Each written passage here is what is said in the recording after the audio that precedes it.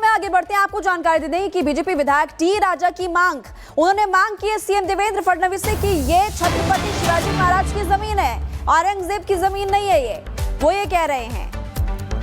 BJP विधायक T राजा ने मांग की है सीएम देवेंद्र फडणवीस से और अपनी मांग में उन्होंने कहा कि ये जमीन छत्रपति शिवाजी महाराज की है, ये जमीन औरंगजेब की नहीं है। तो यहाँ पर आप देखिए टी राजा जो हमेशा अपने बोल को लेकर औरंगजेब की जमीन पर बुलडोजर चलाया गया है, इसको लेकर के भी आपको लगातार हम बता रहे हैं कि टी राजा ने यहाँ पर टिप्पणी की है कि ये जो जमीन है छत्रपति शिवाजी महाराज की। एक बार आपको सुनवा देते हैं कि उन्होंने आखिरकार क्या कुछ कहा।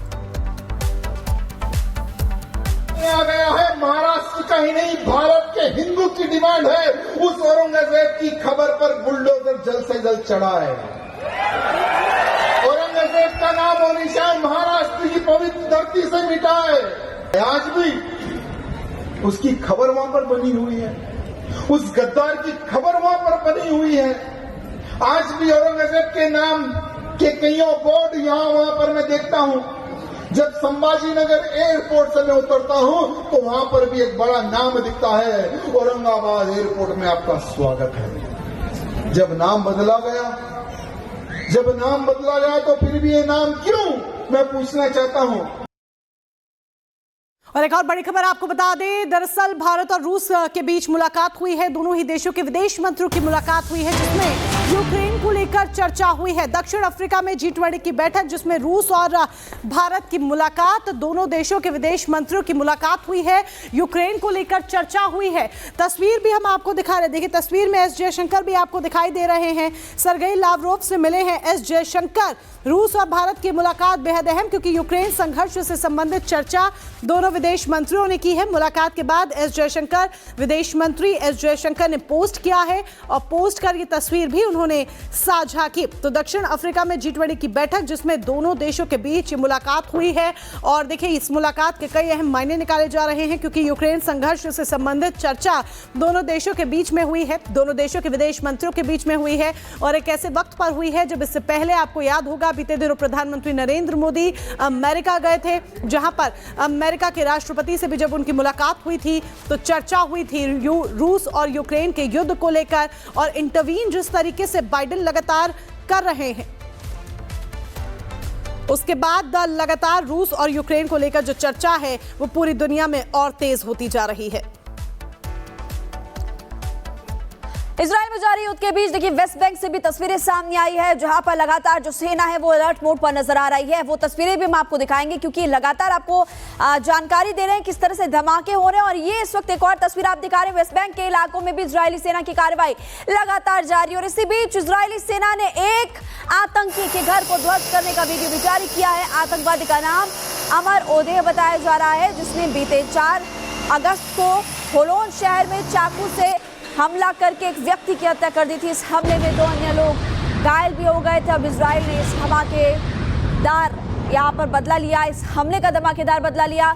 और ये तस्वीर इस वक्त हम आपको दिखा रहे हैं। एक तरफ तेल अवीव में धमाकों की आवाज सुनाई दी जगह जगह पर, और उसके अलावा IDF यानी कि इजराइल डिफेंस फोर्सेस की तरफ से भी अब तैयारी जो है वो पूरी की गई है।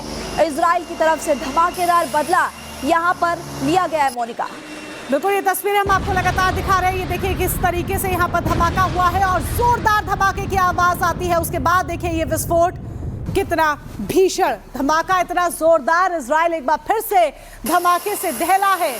जोरदार धमाके की आवाज आती है, विस्फोट देखिए कितना भीषण होता है।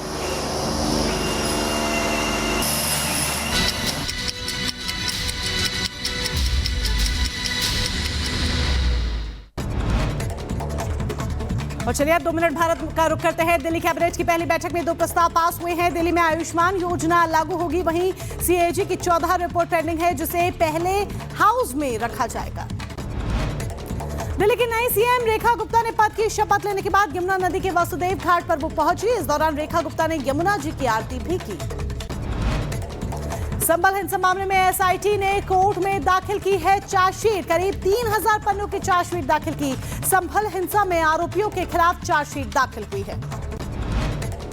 संभल पुलिस ने फर्जी बीमा पॉलिसी करने वाले 6 बीमा माफियाओं को गिरफ्तार किया है। इन माफियाओं में येस बैंक के 2 डिप्टी मैनेजर और ईस्ट इंडिया इन्वेस्टिगेशन कंपनी के मालिक सहित 6 आरोपी शामिल हैं।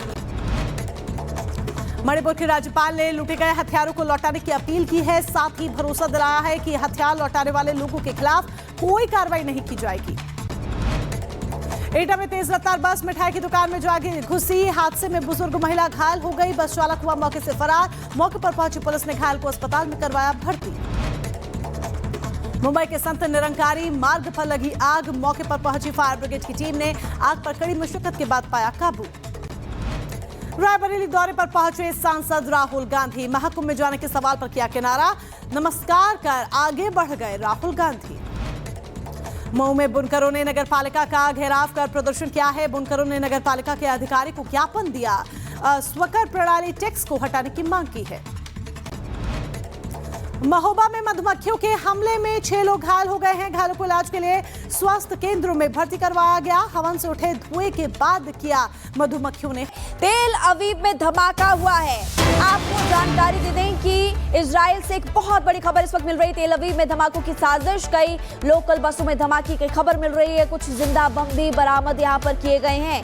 ये तस्वीरें आपको अलग अलग जगहों से दिखा रहे हैं, जिसके बाद कई सवाल यहाँ पर खड़े होते हैं। कई लोकल बसेस भी बताई जा रही है मोनिका, जिसमें धमाके की खबर मिल रही है। धमाकों की साजिश सामने आई है। बिल्कुल, एक बार फिर से इजराइल को यहाँ पर दहलाने की साजिश रची गई है। और ये साजिश किसकी तरफ से रची गई है? क्या इसके पीछे हमास का हाथ है, हिजबुल्लाह का हाथ है, या किसका हाथ है? इजराइल को क्योंकि एक बार फिर से यहाँ पर दहलाने की, एक बार फिर से इजराइल में माहौल खराब करने की साजिश रची गई है। कई लोकल बसें हैं, वहां से भी बम बरामद हुआ है। तो बड़ी जानकारी हम यहाँ पर आपको बता रहे हैं।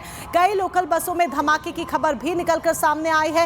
इजराइल में तबाही की तस्वीरें एक बार फिर से देखी जा सकती है। कुछ जिंदा बम भी हैं जो कि बरामद किए गए हैं।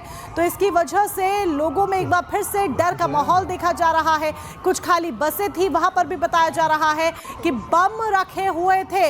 इसको लेकर एक बड़ी बैठक भी यहां पर बुला ली गई है। इस बीच एक और बड़ी अपडेट आपको ये बता दें कि तेल अवीव में धमाकों से जुड़ी बड़ी अपडेट ये कि सीसीटीवी में संदिग्ध दिखा है। धमाके के बाद ट्रेन में चढ़ता हुआ दिखा है संदिग्ध। तस्वीर आपके सामने, सीसीटीवी फुटेज को जरा देखिए। धमाके के बाद एक संदिग्ध नजर आ रहा है जो ट्रेन में चढ़ रहा है। ये सीसीटीवी फुटेज सामने आया है। सीसीटीवी फुटेज सामने आया, जिसके आधार पर जांच पड़ताल को अब आगे बढ़ाया जाएगा। कौन है ये शख्स जिसने इजराइल का माहौल खराब करने की कोशिश की, इजराइल में पैदा की साजिश रची। और बड़ी खबर इसी बीच एक और बता दें, तेल अवीव में धमाकों की साजिश, जिसके बाद आपको जानकारी देने कई लोकल बसेस है जहां पर धमाके की खबर मिल रही है। और अभी लगातार आईटीएफ, इजराइल डिफेंस फोर्सेस इस पूरे मामले की जांच पड़ताल कर रही है। आपको ये भी बता दें कि यहाँ पर धमाके जैसे ही उसके बाद एक संदिग्ध भी नजर आया, जो कि हमने आपको सीसीटीवी फुटेज दिखाया भी। इसी आधार पर जांच पड़ताल की जाएगी और कई परिवहन सेवाएं जो है वहां पर निलंबित की गई है। नेतन्याहू ने सुरक्षा बैठक भी इस दौरान बुलाई। इजरायली परिवहन मंत्री की तरफ से भी बड़ा फैसला किया गया है कि कई परिवहन सेवाएं उनको फिलहाल निलंबित किया गया है। बस ट्रेन सेवाओं को निलंबित किया गया। अगले आदेश तक परिवहन सेवाएं निलंबित रहने वाली है। नेतन्याहू ने भी एक बड़ी मीटिंग यहां पर बुलाई। और अब खबरों में आगे बढ़ते हैं, बात करेंगे मौसम के मिजाज की। जम्मू कश्मीर से खबर मिल रही है जहां पर भारी बर्फबारी हो रही है, जिसके बाद वहां पर बर्फ की मोटी चादर बिछ गई है। एक और जहां कुछ पर्यटक इस बर्फबारी का मजा लेते हुए नजर आ रहे हैं, तो वहीं इसके चलते कई सैलानियों के सामने संकट भी खड़ा हो गया। तस्वीरें आपको दिखा